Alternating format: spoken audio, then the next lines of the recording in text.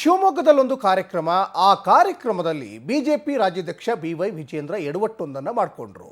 ನಮೋ ಯುವ ರನ್ ಕಾರ್ಯಕ್ರಮಕ್ಕೆ ಚಾಲನೆ ಸಂದರ್ಭದಲ್ಲಿ ಬಿಜೆಪಿ ರಾಜ್ಯಾಧ್ಯಕ್ಷ BY ವಿಜೇಂದ್ರ ಎಡವಟ್ಟನ್ನು ಮಾಡಿಕೊಂಡ್ರು.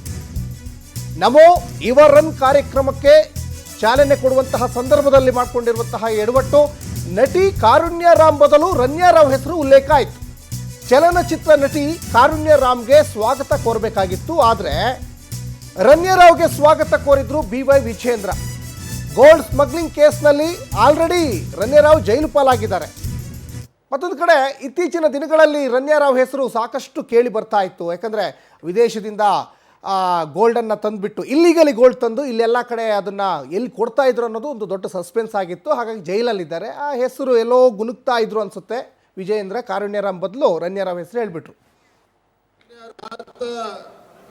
ಚಲನಚಿತ್ರ ನಟಿ ಇವತ್ತು ರನ್ಯಾ ರಾವ್ ಅವರು ಕೂಡ ಇದ್ದಾರೆ. ಖ್ಯಾತ ಚಲನಚಿತ್ರ ನಟಿ ಇವತ್ತು ರನ್ಯಾ ರಾವ್ ಅವರು ಕೂಡ ಇದ್ದಾರೆ.